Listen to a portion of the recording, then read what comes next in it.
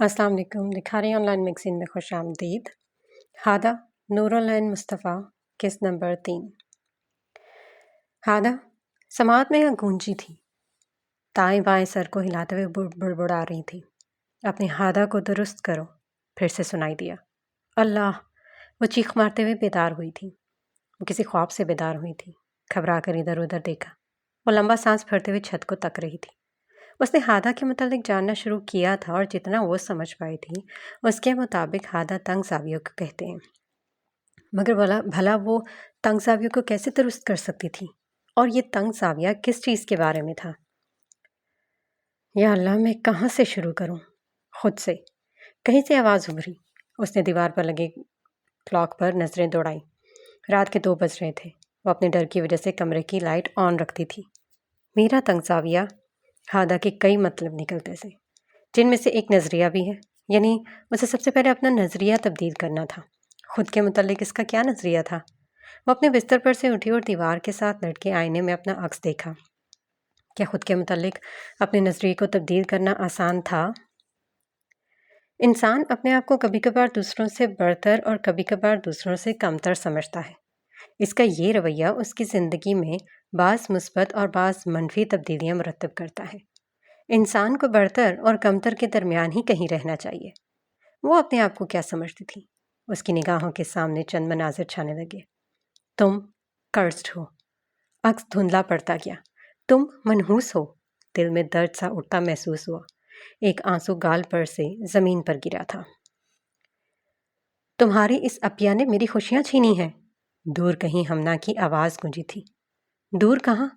وہ آوازیں تو اس کے اندر ڈیرے جمائے بیٹھی تھی، کسی امر بھید کی طرح اسے اپنی گرفت میں لیے ہوئے، جن سے وہ اپنا پیچھا نہیں چھڑوا سکتی تھی۔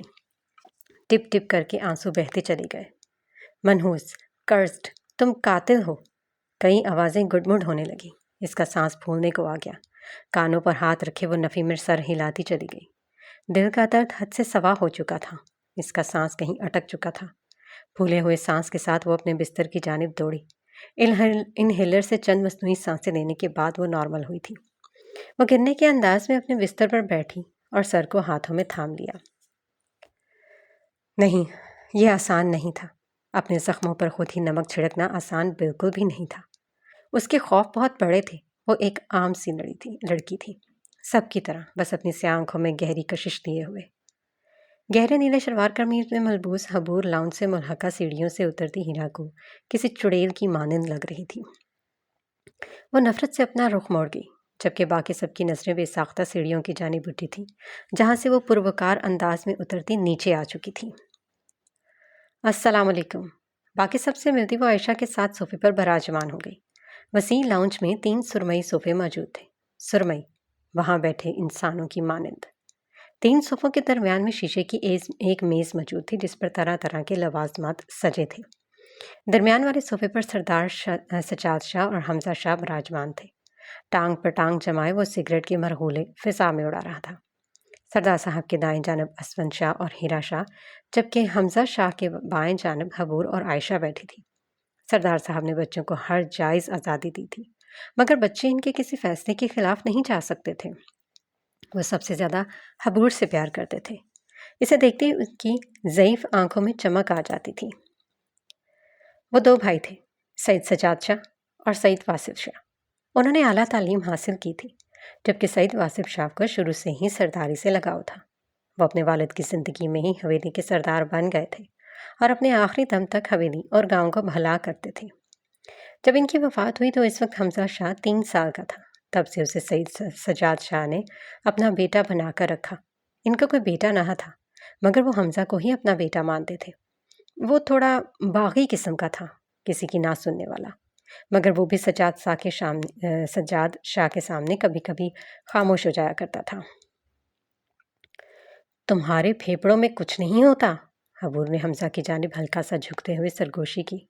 اسے تو حیرت ہو رہی تھی، وہ سب کے سامنے بیٹھا ایسے مزے سے کش لگا رہا تھا جیسے کوئی ثواب والا کام ہو۔ سردار صاحب اور اسفند شاہ اپنی باتوں میں مصروف تھے، جبکہ عائشہ ہیرا سے کچھ پوچھ رہی تھی۔ میرے کش لگانے سے اگر کسی کو غش پڑ رہا ہے تو وہ یہاں سے جا سکتا ہے، لاپرواہی سے کہا گیا۔ حبور منہ بسورتے ہوئے رخ موڑ گئی جہاں عائشہ ہیرا سے باتیں کر رہی تھی۔ آگے کیا کرنے کا ارادہ ہے؟ حبور نے عائشہ کے سوال پر اپنے ابرو اٹھائے۔ عائشہ اور ہیرا دونوں کی ہی گریجویشن مکمل ہو چکی تھی۔ ابھی تو کچھ بھی نہیں۔ اس کی نظریں بے اختیار ہی حمزہ کی جانب اٹھی تھی جو سردار صاحب سے اجازت لیتا وہاں سے اٹھ گیا تھا۔ تینوں لڑکیوں کی نظریں اٹھی تھیں۔ حمزہ موبائل کان کے ساتھ لگائے دروازے کی جانب بڑھ رہا تھا۔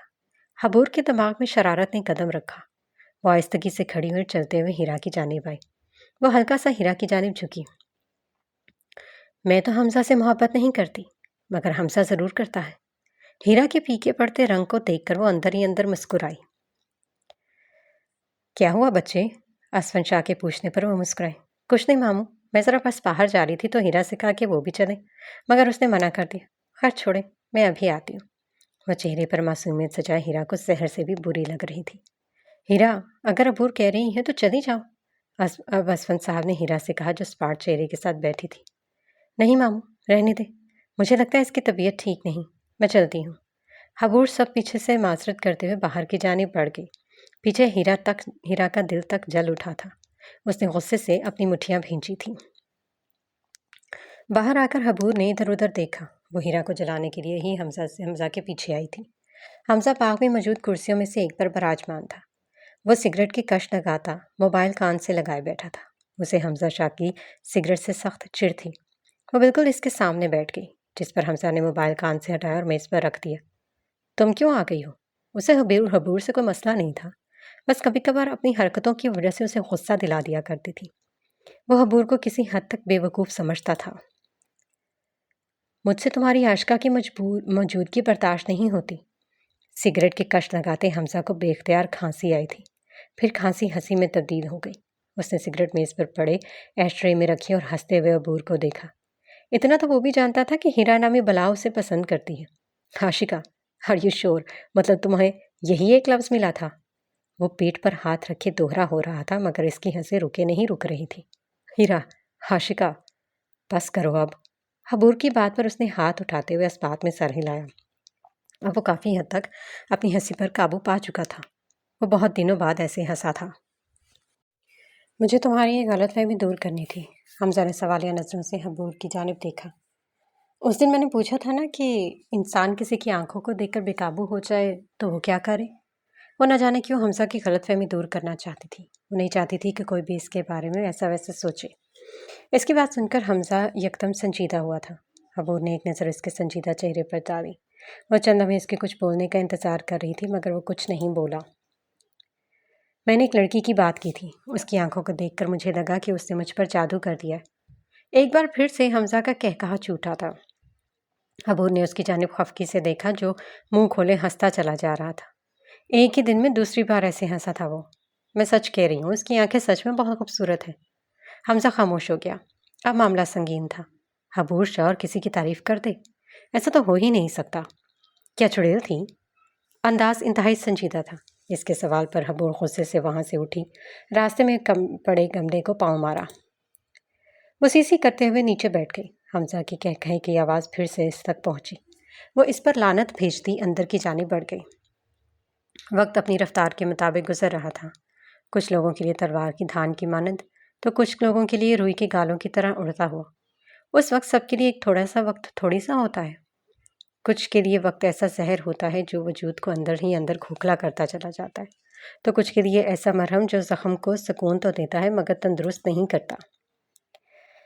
اس کے لیے بھی تو وقت گزر ہی رہا تھا۔ اب حبور کے ساتھ اس کی اچھی بول چال تھی۔ وہ دونوں اب اکٹھی ہی پائی جاتی تھی۔ ان دونوں کو ایک دوسرے کی رفاقت راس آ گئی تھی۔ بظاہر تو وہ دونوں ایک دریا کے دو کنارے کی مانند تھے، ایک ٹھنڈا دماغ رکھنے والی حافہ اور دوسرا تیز مزاج کی حبور۔ دونوں کی سنگت ہر کسی کو یاد رہنے والی تھی۔ حافہ، تمہارے نام کا مطلب کیا ہے؟ وہ دونوں اس وقت ڈپارٹمنٹ کے باہر گراؤنڈ میں ایک بینچ پر بیٹھی تھیں۔ حافہ کو ہمیشہ کی طرح موبائل میں گم پا کر حبور کی زبان میں کھچلی ہوئی تھی۔ حافہ جو نہ جانے موبائل میں کیا دیکھنے میں مصروف تھی، اس کے سوال پر یکدم سے دماغ میں گرج چمک کی آواز سنائی دینے لگی۔ اس سے پہلے وہ آوازیں اس پر حاوی ہوتی اس نے اپنا سر جھٹک دیا۔ حافہ، نہیں، یہاں نہیں۔ حبور اس کے سوال کا انتظار کر رہی تھی۔ نرم بارش۔ اس نے سر اٹھائے بغیر جواب دیا، جس پر حبور الجھی۔ آج وہ اولیو کلر کے شلوار قمیض میں ملبوس تھی۔ ہم رکھ دوپٹہ ہمیشہ کی طرح لاپرواہی سے انداز میں سر پر موجود تھا۔ نرم بارش؟ انداز سوالیہ سا تھا۔ حافظ نے اقتحار کے انداز میں موبائل بند کیا اور اسے دیکھا۔ بوندا باندی، یک لفظی جواب پر حبور کے لبوں لہجے کے انداز میں ڈھل گئے، لب اوہ کے انداز میں ڈھل گئے۔ حافظ کی نظریں اب حبور پر مرکوز تھیں، جو اپنے بیگ میں سے نمکو کا پیکٹ نکال کر کھول رہی تھی۔ پھر اس نے وہ پیکٹ اپنے اور حافظ کے درمیان میں رکھ دیا۔ انداز ایسا تھا جیسے کہہ رہی ہو کھاؤ ورنہ منہ میں ٹھونس ڈالوں گی۔ حافظ نے لمبا سانس بھرتے ہوئے پیکٹ میں سے مونگ پھلی کا ایک دانہ اٹھایا، ساتھ ہی لبوں کو مسکراہٹ چھو گئی۔ وہی پرانی عادت۔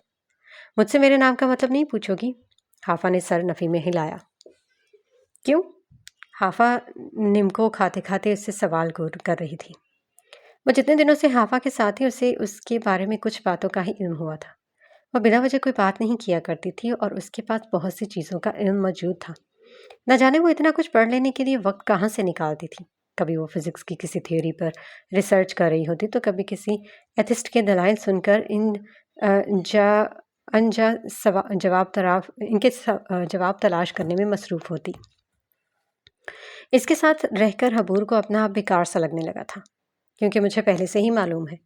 اب کی بار حبور کھانسی تھی۔ حافظ نے پانی کی بوتل اس کی جانب بڑھائی جسے اس نے تھام لیا۔ حبور یعنی کہ خوشی۔ حبور کو لگا کہ اس کی سیاہ آنکھیں مسکرائی تھی۔ پانی کے 2 گھونٹ بھرنے کے بعد حبور نے اس بات میں سر ہلایا۔ جب میں پیدا ہوئی تھی تو میرے بابا حضور بہت خوش ہوئے تھے، اس وجہ سے انہوں نے میرا نام حبور رکھا۔ میں ان کی لاڈلی ہوں۔ اب کی بار حبور اس کی آنکھوں کا خالی پن نہ دیکھ سکی۔ کچھ یادوں نے اس کے سامنے کہے لگائے، اپنی جیت جانے پر۔ ہاں، وہ جیتی ہی تو تھی، کیونکہ حافظ کبھی بھی ان یادوں سے باہر نہیں نکل پائی تھی۔ وہ آج بھی اسی بھول بھلیا میں قید تھی جہاں سے سالوں پہلے اسے ڈالا گیا تھا، مگر وہ جی رہی تھی، وہ سروائیو کر رہی تھی، اس بھول بھلیا میں بھٹک رہی تھی۔ ہر انسان اس دنیا میں بھٹک رہا ہے۔ ہم مسافر ہیں جنہیں اس مسافر خانے یعنی دنیا کو پار کرنا ہے۔ ہمارا سفر عالم ارواح میں شروع ہوا، جہاں ہم سے عہد لیا گیا تھا۔ پھر ہم اس دنیا میں آئے۔ کچھ عرصہ اس دنیا میں رہنے کے بعد ہمیں لگتا ہے کہ ہماری منزل یہی ہے، مگر نہیں، ہمارا سفر تو ابھی شروع ہوا تھا۔ ہم اپنے آپ کو اس مسافر خانے میں مگن کر لیتے ہیں، بھول جاتے ہیں کہ ہم سب سفر میں ہیں۔ پھر ہم اپنے آپ کو خسارے میں ڈال لیتے ہیں۔ قرآن مجید میں اللہ تعالیٰ نے فرمایا، قسم ہے زمانے کی، بے شک انسان خسارے میں ہے۔ زمانے کی قسم کھائی گئی، وقت کی۔ کیا اس سے بڑی کوئی قسم ہے؟ جو کچھ ہے اس زمان میں ہے۔ زمان سے پرے کا علم تو صرف اللہ کو ہی ہے۔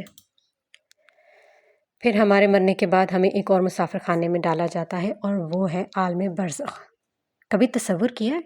مرنے کے بعد 2 گز زمین کے ٹکڑے میں پڑا ہوا جسد خاکی، کیا اوقات ہے ایک انسان کی؟ سبھی نے اس زمین کے نیچے جانا ہے، پھر دنیا میں اتنی اکڑ کس بات کی؟ تصور کریں کہ ہم سے پوچھا جائے گا کہ ہمارا رب کون ہے، تو اگر ہماری زبان گونگی ہو جائے تو کیا؟ اگر ہم جواب نہ دے پائیں تو کیا؟ ہم نے تو عہد کیا تھا نا، عہد الست۔ اگر ہم اس عہد کو پورا نہ کر سکے تو کیا؟ بس یہی نہیں، ابھی آخرت باقی ہے۔ یہ ہے وہ منزل جس کی خاطر ہم نے اتنا سفر کیا۔ یہاں ہمیں جزا یا سزا دی جائے گی، ہم سے ہماری ذمہ داریوں کا پوچھا جائے گا، ہماری ہر ایک کوتاہی کے بارے میں سوال ہوگا، اور تب اگر ہمارا سر جھکا ہوگا تو کیا ہوگا؟ کیا ہم اللہ کے نائب بننے کے اہل بھی ہیں؟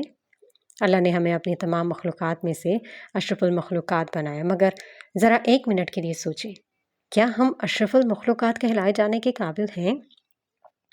مٹی کے پتلوں کے سوا ہم کیا ہیں؟ اپنی نفسانی خواہشات کے پیچھے بھاگتے مٹی کے پتلے، شیطان کے ہاتھوں سے چلنے والی کٹ پتلیاں، اپنے آپ میں ہی الجھے ہوئے کھوکھلے بت۔ حافظ نے بنجر نظروں سے حبور کو کچھ کہتے سنا تھا۔ حافظ اٹھو، لیکچر کا ٹائم ہونے والا ہے۔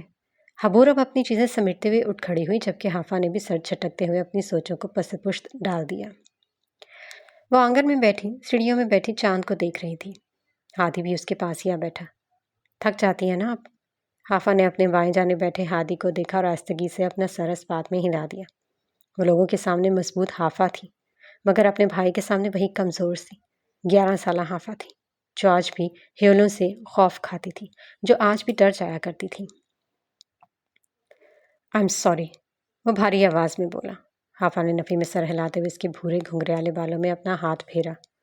اس کے اور حافہ کے بال ایک جیسے ہی تھے، گھنگریالے، بھورے، چمکتے ہوئے۔ تمہارا کیا قصور ہے؟ تم تو اپنی پوری کوشش کرتے ہو۔ ہادی کی آنکھیں آنسوؤں کی نمی کی وجہ سے چمک رہی تھیں۔ وہ کیوں آپ کے ساتھ ایسا سلوک کرتے ہیں؟ آپ بھی تو ان کی بیٹی ہے نا؟ کیا انہیں نہیں پتا کہ اولاد میں تفریق نہیں کی جاتی؟ اولاد سے بھی کوئی نفرت کرتا ہے؟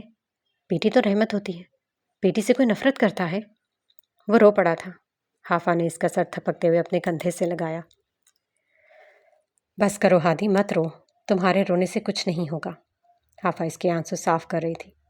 اور کچھ نہ ہوا تو میرا دل تو ہلکا ہوگا نا؟ ایک آنسو آفا کی آنکھوں سے بھی ٹپکا تھا۔ اسی لمحے مرکزی دروازہ کھلا اور ایک بوڑھا انسان اندر داخل ہوا۔ انہیں دیکھتے ہی ہادی ان کی جانب لپکا۔ حافہ کو گھبراہٹ سی ہونے لگی۔ ہادی، مگر وہ سن کہاں رہی تھی؟ وہ بالکل اس راستے انسان کے سامنے جا کھڑا تھا جو ہاتھوں میں تسبیح تھامے ہادی کی جانب سوالیہ نظروں سے دیکھ رہا تھا۔ حافہ بھاگتی ہوئی ہادی کی جانب آئی۔ لوگوں کے دل توڑ کر ہاتھوں میں تسبیح تھامنے سے گناہ معاف نہیں ہوتے۔ نعیم صاحب کے تاثرات انتہائی سخت ہو گئے۔ کیا آپ کا دل نہیں کانپتا؟ حافہ نے اس کا بازو پکڑا تھا مگر آج ہادی نے اس ہاتھ کو جھٹک دیا تھا۔ ہمارے نبی حضرت محمد صلی اللہ علیہ وسلم نے بیٹی کو رحمت کہا ہے نا، پھر آپ اپنی رحمت کو کیوں دھتکارتے ہیں؟ اس کی آواز دھیمی مگر لہجہ مضبوط تھا۔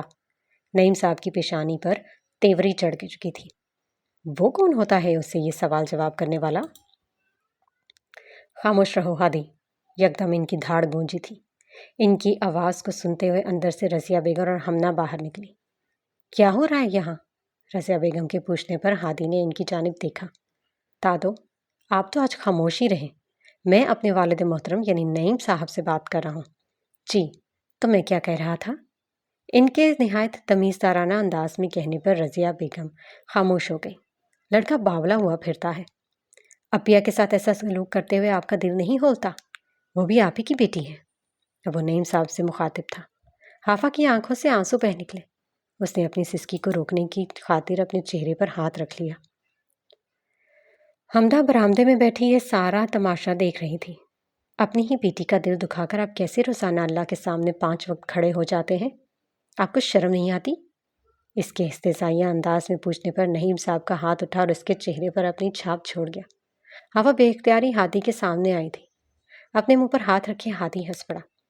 چلیں، آج سے آپ کی نفرت والی لسٹ میں میرا نام بھی آ گیا، وہ غصے سے کہتا ہوا اپنے کمرے کی جانب بھاگا۔ حافہ نے ایک افسوس بھری نظر نعیم صاحب پر ڈالی اور پھر ہادی کے کمرے کی جانب بڑھ گئی۔ اندر قدم رکھنے پر اندھیرے نے اس کا استقبال کیا۔ لائٹ آن کرنے پر اسے بیڈ کے پاس نیچے بیٹھا ہوا دکھائی دیا۔ گھٹنوں میں سر دیے وہ لرز رہا تھا۔ حافہ اس کے پاس نیچے ہی بیٹھ گئی۔ ہادی جانتا تھا کہ وہ اس کے پاس آئی تھی مگر پھر بھی اس نے اپنا سر نہیں اٹھایا۔ چند لمحے وہاں پر خاموشی رینگتی رہی۔ ہادی، وہ بول پڑی۔ اس کے لہجے میں نمی تھی۔ ہادی نے کوئی جواب نہیں دیا۔ عبدالہادی، اٹھ جاؤ۔ اب کی بار اس کی آواز کانپی تھی۔ وہ سسکیوں سے رو پڑی۔ اب کی بار ہادی نے سر اٹھایا۔ ہادی کی آنکھوں میں آنسو کے ساتھ ساتھ اس کے لیے فکر بھی تھے۔ اپیا، آپ تو مت روئیں۔ وہ واقعی میں پریشان ہو گیا تھا۔ اسے معلوم تھا کہ اس کی بہن بہت بڑی بات پر بھی آسانی سے نہیں روتی تھی۔ اسے چپ ہوتا نہ دیکھ کر اس نے اپنے آپ کو کوسا۔ یار اپیا، میں تو ہوں ہی پاگل، جھلا۔ اس کی بات پر وہ روتی روتی ہنس دی۔ ہادی نے شکر کا سانس بھرا۔ کیوں اداس ہو؟ حافہ کو معلوم ہو گیا تھا کہ وہ کسی بات کو لے کر پریشان تھا۔ حاتم بھائی اگلے ہفتے جا رہے ہیں۔ اس کے دکھی لہجے پر حافہ کا چہرہ سپاٹ ہو گیا۔ انہیں تو جانا ہی تھا، مدھم لہجے میں کہا۔ اب وہ ہادی سے نظریں نہیں ملا پا رہی تھی۔ اس انسان کو تو جانا ہی تھا مگر آیا ہی کیوں تھا؟ نہ ہی وہ آتا اور نہ ہی حافہ کو اس کے جانے سے دکھ ہوتا، پر دکھ بھی کیوں ہو رہا تھا؟ حافہ لمبا سانس بھر کر رہ گئی۔ مگر ان کے جانے سے پہلے ان کا اور ہمنا کا نکاح ہو رہا ہے۔ حافہ نے جھٹکے سے ہادی کی جانب دیکھا جو فرش کو گھور رہا تھا۔ حافہ کے دل پر گھونسا پڑا تھا۔ یوں لگا جیسے کسی نے اس کے دل کا مٹھی میں لے کر دبا ڈالا ہو۔ کب ہے؟ خود کو کمپوز کر کے پوچھا۔ اسی ہفتے میں، مجھے آج ہی حاتم بھائی نے بتایا۔ بابا بھی وہیں سے ہی آ رہے ہیں۔ اتنی جلدی کیوں؟ اسے معلوم تھا کہ ہمنا حاتم کو پسند نہیں کرتی تھی مگر وہ کبھی بھی نعیم صاحب کے خلاف بھی نہیں جا سکتی تھی۔ پتہ نہیں۔ حافہ اس کی بات پر بے بسی سے مسکرا لی۔ اچھا چھوڑو نا، وہ پھر سے آ جائیں گے۔ اس سے زیادہ وہ خود کو تسلی دے رہی تھی۔ مگر ان کا نکاح تو حمزہ سمنہ سے ہو جائے گا نا؟ وہ کسی نروٹھے بچے کی طرح کہہ رہا تھا جو کسی چیز کو حاصل کرنے کی ضد کرتا ہے۔ حافہ مسکرائے۔ اللہ یہی چاہتا ہے، ہم کیا کر سکتے؟ باہر آؤ، کھانا کھاتے ہیں۔ اس کی بات پر ہادی نے اپنا منہ بسورا۔ مجھے نہیں کھانا۔ حافہ کھڑی ہو چکی تھی۔ عبدالہادی ضد مت کرو۔ اب آپ سے بھی ضد مت کروں، وہ اس کی جانب دیکھتا خفگی سے کہہ رہا تھا۔ رزق سے ناراض نہیں ہوا کرتے، ورنہ رزق ہم سے ناراض ہو جاتا ہے۔ چلو شاباش، کھڑے ہو جاؤ۔ حافہ کی بات پر وہ سر اسبات میں ہلاتا کھڑا ہو گیا۔ کمرے کے اندر آ کر اس نے جلدی سے دروازے کی کنڈی لگائی تھی۔ ادھر ادھر دیکھ کر منہ پر ہاتھ پھیرا اور پھر بستر کی جانب بڑھ گئی۔ اب وہ تکیے کے نیچے سے فون نکال کر کوئی نمبر ملا رہی تھی۔ اس کے ہر عمل سے پریشانی چھلک رہی تھی۔ دسمبر کے مہینے میں بھی اس کی پیشانی پر پسینہ چمک رہا تھا۔ وہ بیڈ پر گرنے کے انداز میں بیٹھی، دوسری جانب کوئی فون نہیں اٹھا رہا تھا۔ پلیز فون اٹھاؤ حدیل، پلیز۔ اس کا دل دھک دھک کر رہا تھا۔ چند لمحے بعد دوسری جانب سے کال اٹینڈ کر لی گئی۔ ہلو حدیل، میرا نکاح طے ہو گیا ہے۔ وہ جو لیٹا ہوا تھا جلدی سے اٹھ بیٹھا۔ کیا کہہ رہی ہو تم؟ اسے اندازہ نہیں تھا کہ یہ سب کچھ اتنا جلدی ہو جائے گا۔ یہی کہ میرا نکاح طے ہو گیا ہے، وہ آہستہ آواز میں بول رہی تھی۔ تمہیں کوئی فکر ہے یا نہیں؟ میں اسے نکاح نہیں کرنا چاہتی، پلیز حدیل کچھ کرو۔ وہ رو پڑی تھی۔ وہ کیسے کسی اور سے نکاح کر لیتی؟ حدیل سر پر ہاتھ رکھے بیٹھا تھا۔ اب وہ کیا کرتا؟ اس کی ماں حافہ کو ہی اپنی بہو بنانا چاہتی تھی۔ حافہ کی ماں حدیل کی خالہ تھی۔ کچھ بولو خدا کے واسطے، کچھ بولو۔ اس کی خاموشی ہمنا کا دل ہلا رہی تھی۔ اس کی نظریں بار بار دروازے کی جانب اٹھ رہی تھیں۔ میرے پاس ایک حل ہے۔ کچھ دیر بعد حدیل کی آواز اسپیکر سے ابھری۔ جلدی بولو حدیل۔ اسے اپنی دھڑکن کی آواز کانوں میں سنائی دے رہی تھی۔ ہم کورٹ میرج کر لیتے ہیں۔ ہمنا کو اس کی آواز کسی کھائی سے آتی محسوس ہوئی۔ وہ ساکت رہ گئی۔ اب تم بول کیوں نہیں رہی؟ اس کے اس طرح بھرے لہجے پر ہمنا نے نفی میں سر ہلایا۔ نہیں، میں ایسا نہیں کر سکتی۔ اس کی آنکھوں کے سامنے نعیم صاحب کا چہرہ آ گیا۔ نہیں، وہ ان کی نظروں میں نہیں گر سکتی، وہ ایسا نہیں کرے گی۔ مگر ہمنا، ہمارے پاس اور کوئی حل نہیں ہے۔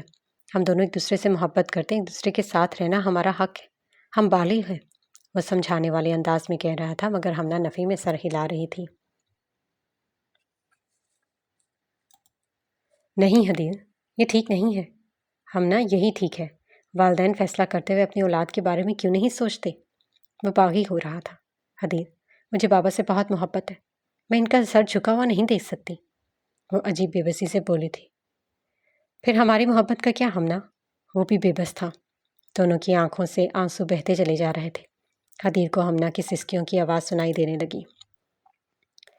ہمنا دیکھو، ہم کورٹ میرج کر لیں گے اور پھر حافہ اور حاتم کا نکاح ہو جائے گا۔ تم ہمارے خوابوں کے بارے میں سوچو، ہم نے ایک ساتھ کتنے خواب دیکھے تھے۔ ہمنا پلیز مان جاؤ۔ گھڑی کی سوئی ٹک ٹک کر رہی تھی اور ہر لمحے کے ساتھ ہمنا کو اپنا دل ڈوبتا ہوا محسوس ہو رہا تھا۔ تمہارے پاس آج رات کا وقت ہے، سوچ لو۔ اگر تم نہ مانی تو یاد رکھنا ہمنا، ہماری محبت کی میت کو کندھا تم اکیلی دو گی۔ ہمنا فون کو دیکھتی رہ گئی۔ کال بند ہو چکی تھی۔ اس کے دماغ میں وہ ساری باتیں چل رہی تھیں جو اس نے حدیل کے ساتھ کی تھی۔ ان دونوں نے اتنے سارے خواب دیکھے تھے۔